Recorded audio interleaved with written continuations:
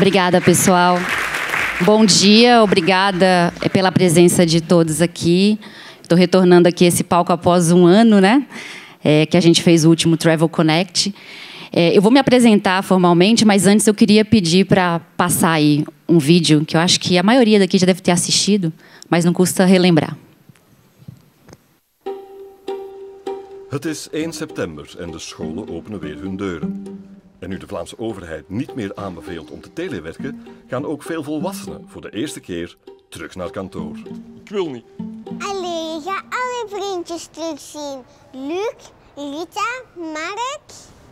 Ah, kijk, daar is Steve van de accounting ook. Heb je uw broodjes? Ja. Hier nog een koek. Ah wel, ah wel, ah wel. Dag Frank. Wat zeggen we dan? Dag leidinggevende. Dag leidinggevende. Hij is een beetje zenuwachtig. Ik ben eigenlijk ook een beetje zenuwachtig. Maar we gaan van alle toffe dingen doen vandaag. We gaan spreadsheets maken. We gaan vergaderen over de kwartaalcijfers. Ik moet trouwens ook weg, want wij hebben WO en de nieuwe themakaft wordt uitgelegd. Ah, voilà. Zie. Zeg, wie heeft er zin in een lekker tasje koffie? Kom.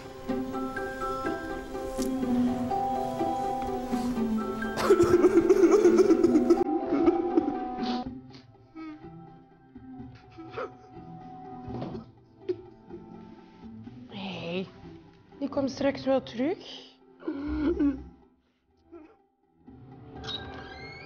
Tot morgen.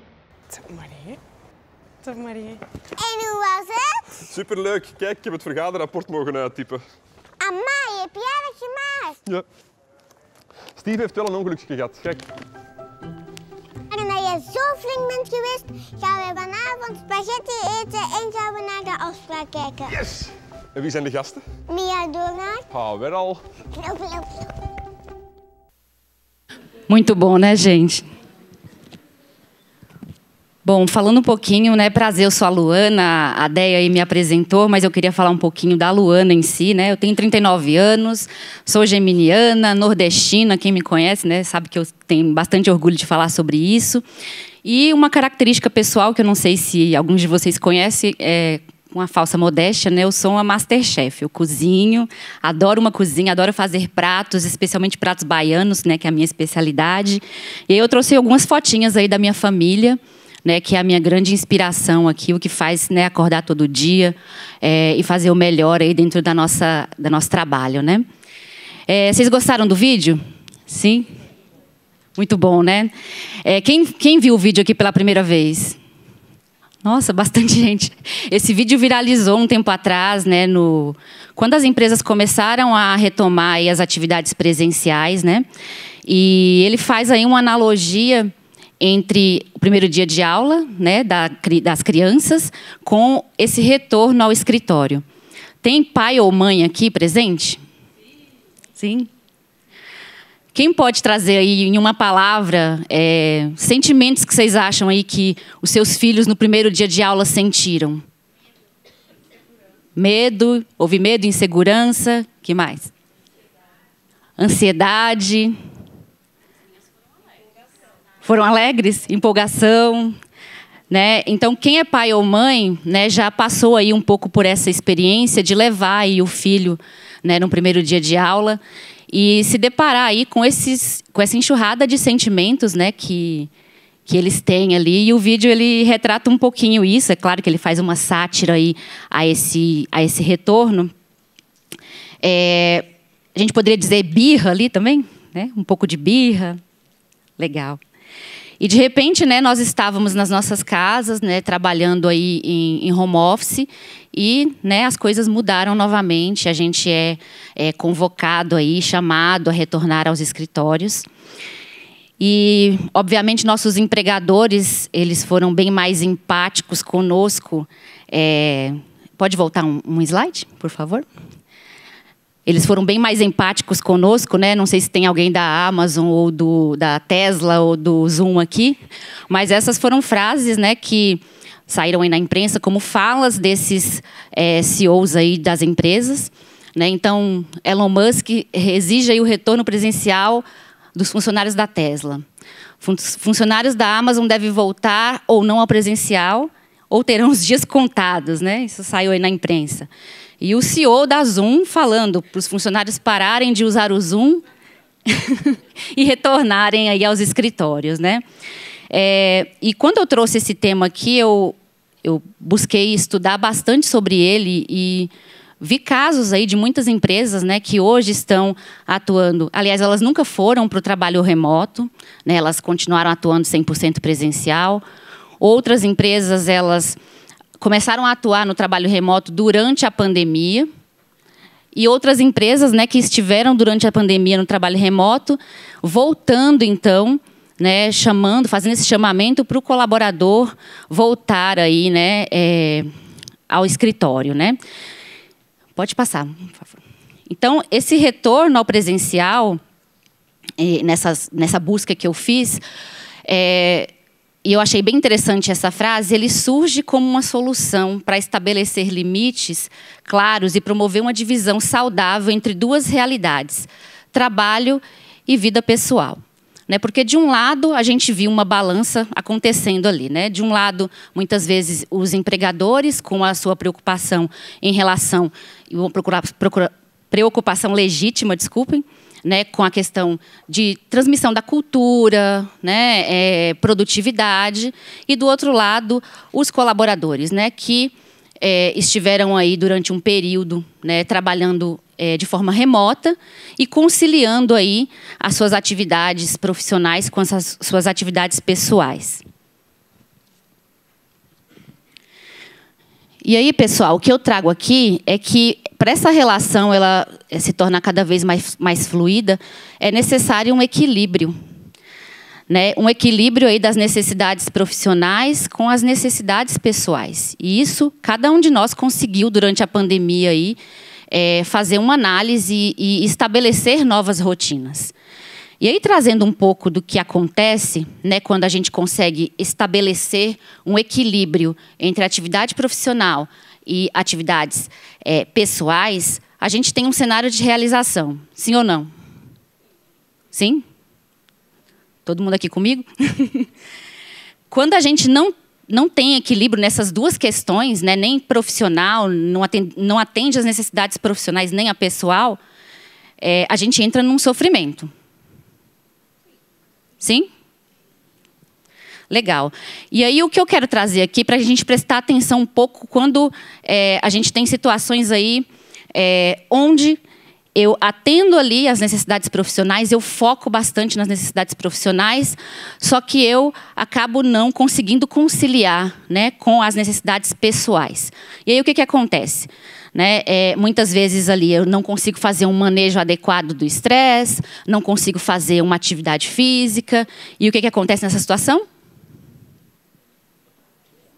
Burnout seria um ponto extremo dessa situação? Sim? E quando é o contrário, eu atendi ali totalmente as minhas necessidades pessoais, então eu estou lá no home office 5 vezes na semana, como a gente estava anteriormente, mas eu não vou conseguir trabalhar naquela empresa que eu almejo trabalhar, porque ela tem um regime, talvez, agora híbrido, agora presencial. Então, aí, eu chego também num cenário aí de desmotivação. Por isso que esse equilíbrio ele se faz aí fundamental para que nós, no nosso dia a dia, possamos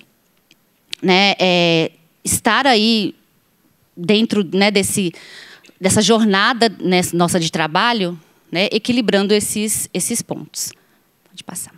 E o que tem a ver o retorno ao presencial com viagens corporativas, com mobilidade? O que tem a ver, gente?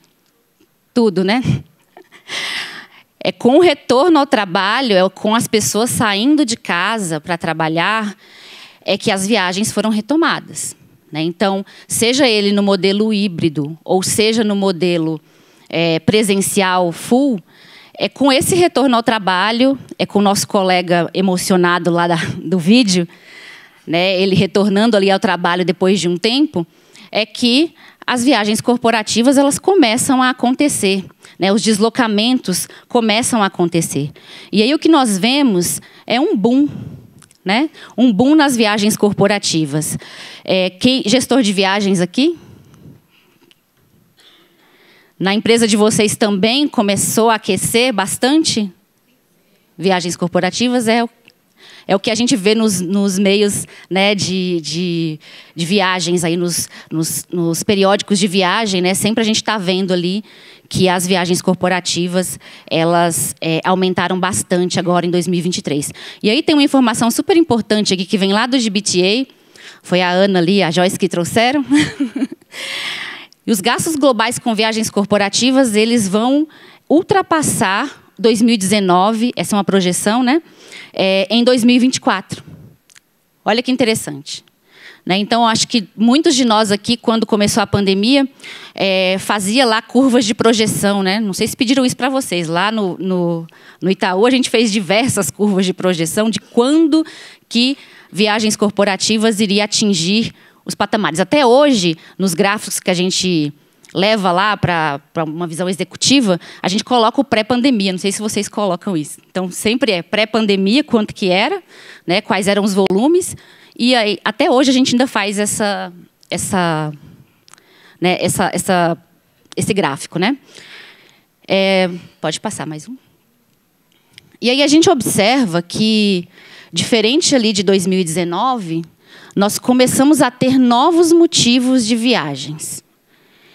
E até analisando esse material junto com o Luiz, esses materiais aqui são da Vol, tá? Então, acho importante frisar que a gente já consegue obter, não é um Google, tá? Mas já consegue obter bastante informação aqui dentro da plataforma da Vol. Os motivos de viagens corporativas eles são diferentes lá de 2019. Quando a gente tinha reunião, quando o maior motivo de viagens corporativas em 2019, em 2023, a gente já tem eventos e treinamentos como os maiores motivos de viagem, né, do colaborador.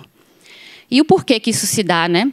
Isso se dá em função das atividades em grupo estarem sendo priorizadas cada vez mais, e a necessidade de viagens, muitas vezes, vai atender a essa necessidade de deslocamento para encontrar o seu colega de trabalho, encontrar a sua equipe.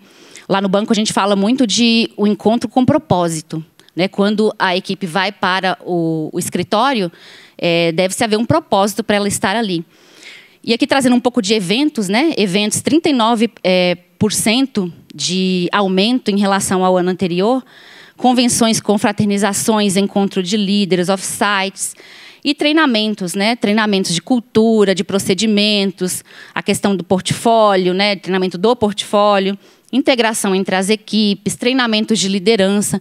Então, percebam que aquela viagem individual, onde você ia talvez fazer uma reunião somente, uma reunião administrativa, dá lugar para esses compromissos onde reúnem uma ou mais pessoas, né? Onde se reúnem grupos. E aqui a gente vai começar a recortar um pouco quais são essas novas dores. Então, os viajantes corporativos, eles viajam por novos motivos e eles têm novas dores, diferentes das dores que tínhamos em 2019. E aí eu vou trazer aqui até um ponto para a indústria que está aqui hoje. Então, a gente tem aéreas, tem hotéis. Essas dores aqui elencadas, elas refletem bastante também o que nós, na gestão de viagens lá do banco, temos, que é a primeira delas, né? Qualidade dos serviços de hospedagem. Hotéis que outrora tinham nome e sobrenome e eram os preferenciais, né, naquela equipe, hoje a gente está tendo alguma dificuldade em que o hóspede traga ali uma visão de qualidade. Né? Então, hospedagem corporativa hoje tem sido um dos principais pontos, né, de reclamações de viajantes, né, porque tinha aquela referência lá de 2019. A gente entende que a pandemia, né, trouxe aí um impacto muito significativo para o mercado e a gente espera que essa recuperação ela seja breve, para que os hotéis consigam apresentar qualidade aí semelhante ao que tinha antes da pandemia. Atrasos e cancelamentos de voo, né, então a gente lida aí hoje em dia com greve de aeroporto e outras situações. Indisponibilidade. Né, indisponibilidade é uma dor que hoje ainda, né, permeia ali, e aí eu falo não somente de aéreo, hotelaria e também da parte de mobilidade. Tempo de espera na jornada de mobilidade urbana. Nós já tivemos uma situação um pouco mais complexa, que isso foi lá em outubro do ano passado, onde você chamava ali um carro por aplicativo e não vinha, né? Então, vários cancelamentos, isso causa um transtorno ali para o viajante. Não ter acesso, olha, pessoal, que interessante isso. Essa é uma dor nova que não aparecia em 2019, né? Não ter acesso a canais digitais e de suporte. Vocês viram o Maurício falando ali que viagens hoje é digital. As pessoas procuram por um aplicativo. A experiência hoje de pessoa física ela já é por meio de aplicativos. E não ter isso, imagina uma pessoa que ficou ali na pandemia, ao tempo, né, 2 anos lidando digitalmente, né, usando o Zoom, e você vai entregar uma experiência de viagem para ela analógica, que ela tem que mandar um e-mail para algum lugar. Quem aqui gosta ainda de telefone? De atender ligação. Gente, olhem para o lado. Quem gosta de atender ligação? Não tenham vergonha. Então, para vocês verem que hoje, né, o aplicativo de mensagem, de mensageria, ter um aplicativo na mão para se comunicar, se tornou uma das maiores formas, né, de comunicação entre as pessoas. Né, que a gente fez uma amostra rápida e eu vi 2, 3 mãos levantadas. Quem é daqueles que, assim, espera a ligação cair e manda mensagem lá depois? Você me liga, né? Deixa eu te ligar. Né, a gente faz isso, porque a gente se acostumou a se comunicar melhor com mensagem, porque é no seu tempo. Né? Então, é uma dor nova aí. Burocracia e prestação de contas, né, que é outro fator aqui, que já são dores novas, né, nessa jornada. Então, hoje, a gente também não quer ficar com aquele monte de notinhas, né, dentro da gaveta, aquela notinha que apaga e ter algum prejuízo financeiro em relação a isso. E preço, né, gente? Nós tivemos aí um aumento significativo, né, tanto na questão de passagens aéreas quanto em hotelaria. E esse viajante corporativo ele tem uma referência de 2019. Né, quando ele pagava ali, sei lá, R$400 numa ponte aérea, e aí quando ele volta, ele vê aquele, né, o valor hoje, ele fica aí um pouco preocupado. Aqui a gente tem uma pesquisa aqui do Booking, né, que fala um pouco a respeito de como que o consumidor hoje ele está sensível a preço, né, que ele busca aqui condições, né, melhores de oferta. Então, 69% ali dos millennials, eles já fazem essa busca aí dentro das plataformas. Pode passar. E aqui, indo para o trecho final aqui com vocês, eu vou falar um pouco sobre empatia. Né? Então, o meu tema aqui hoje era Design Thinking, como aplicar aí essa metodologia na gestão de viagens. Nós, lá no banco, fizemos alguns exercícios de Design Thinking ao longo da construção da jornada de viagens do nosso colaborador, mas isso eu vou deixar um pouquinho mais para a tarde. O pessoal da IGA, né, vai vir contar para vocês um pouquinho como é que a gente fez isso. Alguém se arrisca aqui dizer o que é empatia? Se colocar no lugar do outro?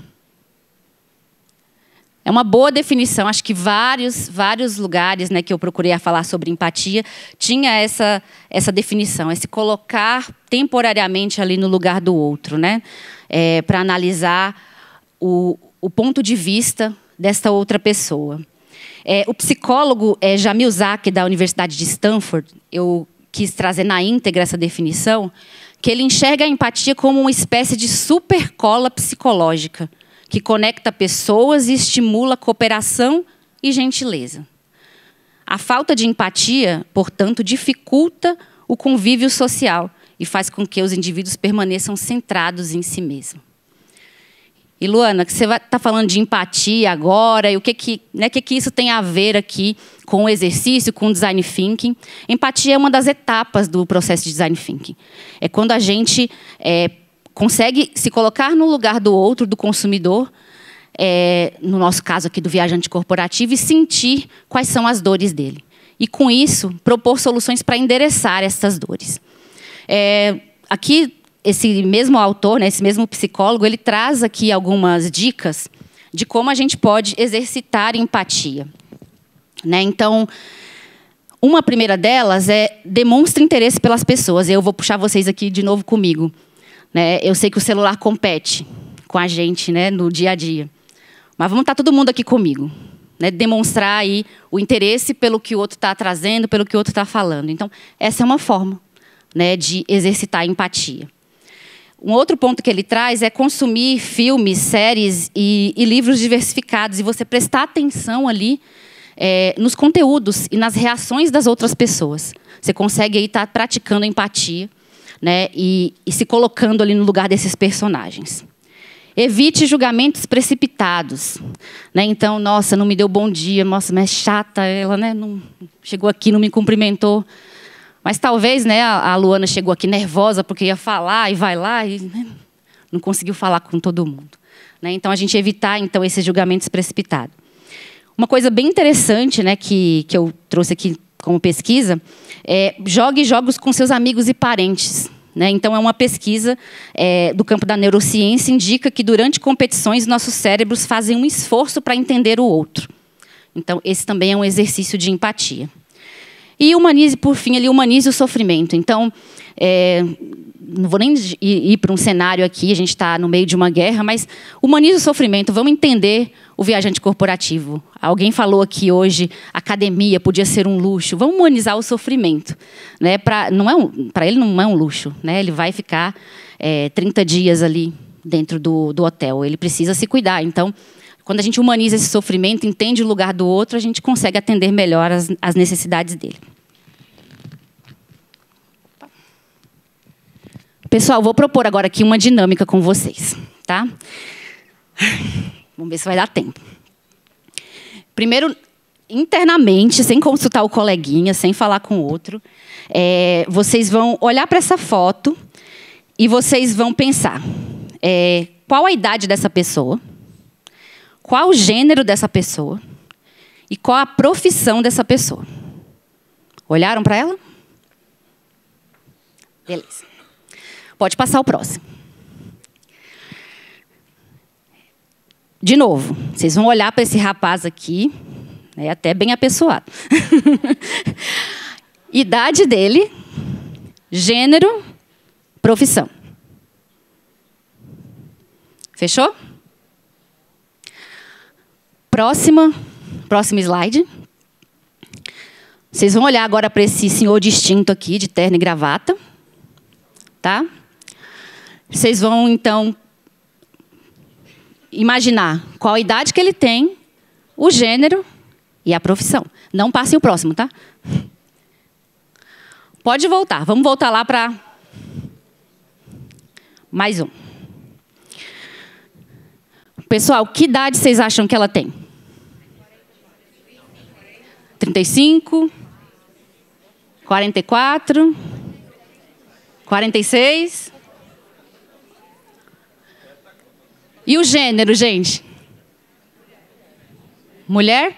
Alguém arrisca outra coisa? Não? Segurem aí. Que profissão que ela tem? Dona de casa? Médica? Ouvi médica?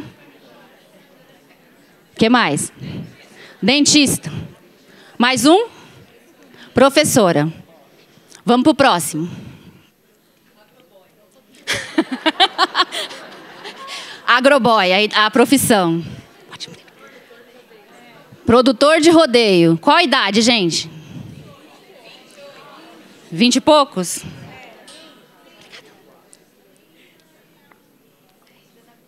Qual o gênero? Homem? Alguém arrisca dizer outra coisa? Não? Homem trans? Aqui? Tá. Vamos para o próximo. E esse aqui, idade dele? 69. Qual idade dele? Quem dá mais aqui? 60?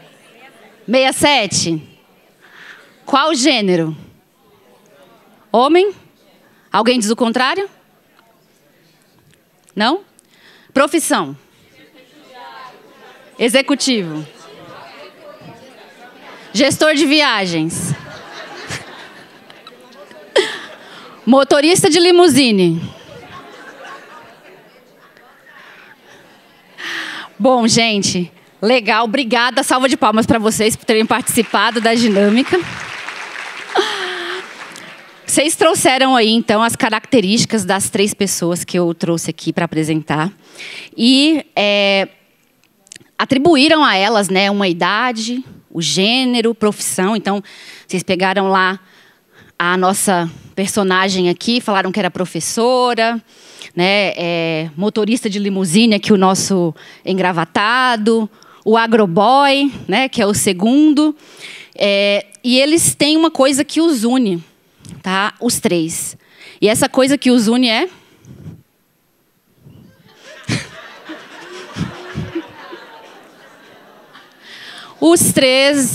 as 3 pessoas são hoje procurados pela Interpol, tá? Estão na lista da Interpol. E aqui por qual motivo? Cortou ali a idade, mas depois eu trago a título de curiosidade. Silvana asfixiou e matou sua filha e escondeu o corpo numa caixa em sua própria casa.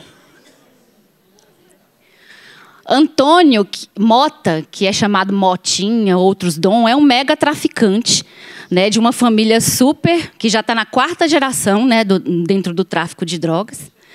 E ele fugiu de helicóptero, fugiu da Polícia do Brasil aqui de helicóptero. Então foi super noticiada aí também essa notícia. E o último, que eu acho que é o mais conhecido aqui, é o Carlos Gosni. Ele tem 67 anos, né, e ele era o ex-presidente, né, da Nissan, e que está sendo procurado aí por crimes financeiros e lavagem de dinheiro. E aí, por que eu trouxe essa dinâmica aqui para falar de empatia, de viajante corporativo? Qual que é a relação disso tudo? Vieses, pessoal. Imagina quem a gente nem viu, né? Porque muitas vezes a gente não conhece nem a cara do nosso viajante corporativo. Aqui ainda tinha uma foto para a gente, né? Então, para que a gente avance num cenário de empatia, de conhecer as dores desse viajante corporativo, a gente tem que ir um passo adiante. Né? Um passo adiante e se despir um pouco dos vieses. Ah, Luana, mas eu já tenho um olhar enviesado. Né? Porque eu estou aqui na empresa há bastante tempo, já cuido dessa atividade há bastante tempo, meu olhar já está enviesado. Procurem, né, orientações profissionais que possam trazer esse olhar, porque senão a gente vai estar, né, não olhando para esse viajante corporativo, né, e não entendendo ali as dores deles. E quem é o viajante corporativo, então?